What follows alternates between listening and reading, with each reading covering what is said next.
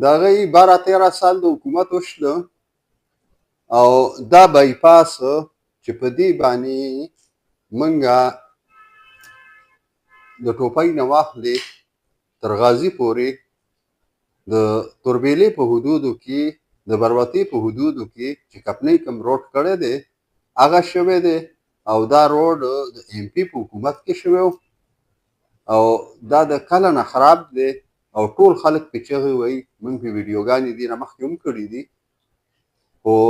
دی تر اوسه پورې اوس یې پې روړي اچولې ده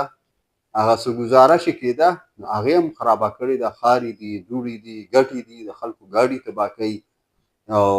که یو سړی ایمرجنسي دپاره دا روډ جوړ دی زر تلل غواړي نو هغه زر هم خپل منزل ته نشي رسېدی نو د دوی ټول کارونه داسې دي که زه تاسو ته ووایم چې د مردان روډ دی